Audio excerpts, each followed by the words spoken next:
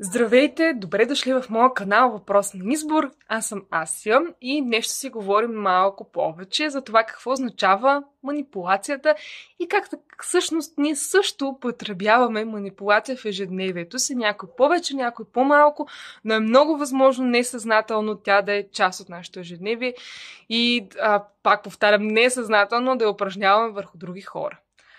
Според дефиницията в Уикипедия, сега ще ви прочита какво означава манипулацията. Това е вид социално влияние, което цели промяна на възприятието или поведението на другите чрез тайни, нечестни тактики. И такива методи често са експлоататорски, насилнически, нечестни и измамни.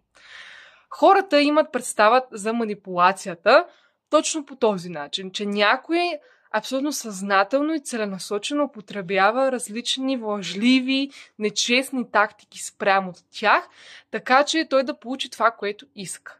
И наистина е много вероятно много хора да има, които действат по точно този начин, но съзнателно. Обаче ние в ежедневието си също сме способни несъзнателно да употребяваме манипулация. Защо се случва това? Защото манипулацията се проявява тогава, когато имаме незадоволена нужда. Тоест, аз имам нужда да направя нещо, имам нужда да получа нещо, имам нужда да кажа нещо, но вместо да го направя по директен, ясен, категоричен начин, настоявайки в себе си тази нужда, аз се подавам на страха от това да споделя истината и съответно обаче почвам по несъзнателен начин, манипулативно да се опитвам да получа това, което искам. Защото нуждите ни, нашите желания, нужди не изчезват. Когато ние имаме някаква ценност, граница, нужда, желание да отстоим, то няма автоматично да се премахне, когато ние се оставим на страха и не го отстоим. Той ще стои вътре в нас и в такъв случай ще използваме тези точно манипулативни техники и тактики, за да го получим. Директно ще започна натам да дам примери как това може да се случи. Например, едно момиче може да си харесва някакво момче. Но момичето се чувства неуверена в себе си да сподели чувствата си, чувства се неуверена да го каже, мисли си, че може взаимоотношенията да ми се развалят, ако са приятели вече, и защо притеснява се от това да си каже истината за своите чувства и по никакъв начин тя със себе си не ги отработва. Тоест, например, да погледне вътре себе си защо има чувства, истински ли са те или просто е временно влечение и привличане, дали хормоните не я бушуват и така нататък. Тоест, тя изобщо не обръща внимание на тази нужда. Тя се надява, че може би, ако не обръща внимание, тази нужда, тези чувства ще изчезнат. Обаче какво се случва?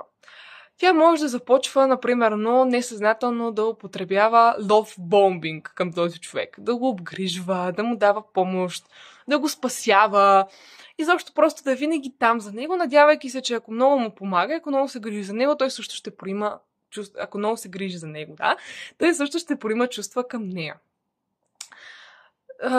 Това е един начин, по който може да се използва манипулацията. Отново казвам по несъзнателен начин, защото тя в този случай може да каже, че много го обича като приятел и затова тя се грижи и му помага.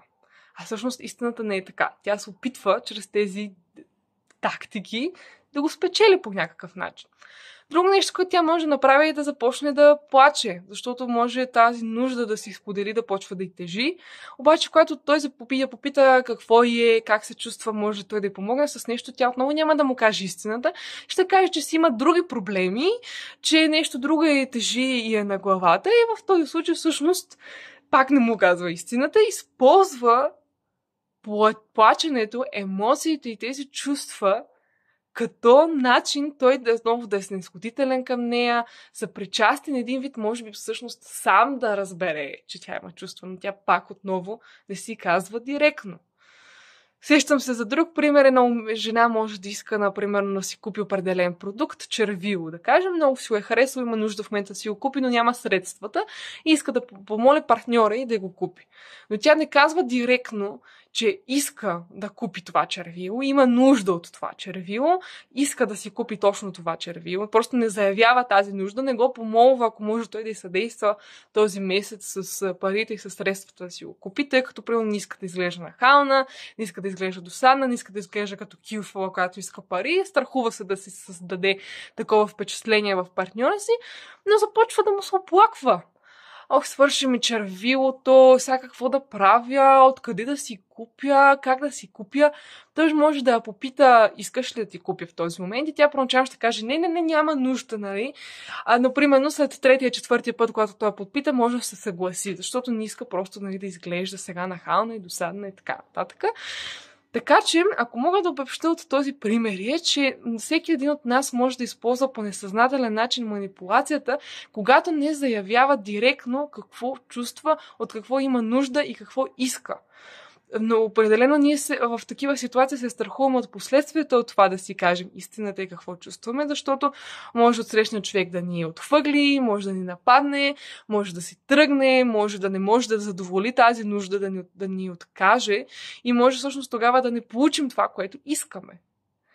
Но ние поне ще сме заявили нашата истина. Ще сме казали истината, която ще олекне и на нас, и на отсрещният човек, което няма да доведе до тези скрити манипулативни техники. Тоест, манипулацията сама по себе си е лъжа, както прочетохме в определението, че се използват нечестни, скрити тактики. Тоест, да, манипулацията сама по себе си е лъжа. Така че какво може да направим ние, така че да преодолеем лъжата? Това е да казваме истината.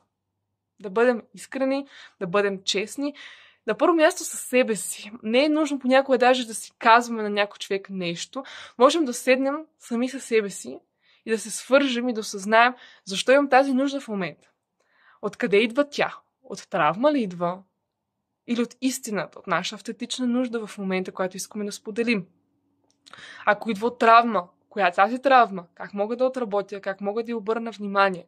Тоест дори да седнем сами със себе си, да си помислим тази нужда, как може да се удовлетвори или изобщо откъде идва и има ли нужда да се споделя на глас, е също начин да преодолеем манипулативен начин тази нужда да се удовлетвори. Но определено е важно да обръщаме внимание на нуждите си. Аз съм гледала и клип на Тил Слон, ако я познавате. Тя доста качва за това, че всъщност ние хората имаме необходимостта да задоволяваме нуждите си, защото, както споделих в началото, в противен случай ще изпитваме да почваме да правим извинявайте. В такъв случай можем да опитваме да поне истинен, лъжлив, манипулативен начин да задоволим тези нужди, което всъщност не е много по-добрия вариант.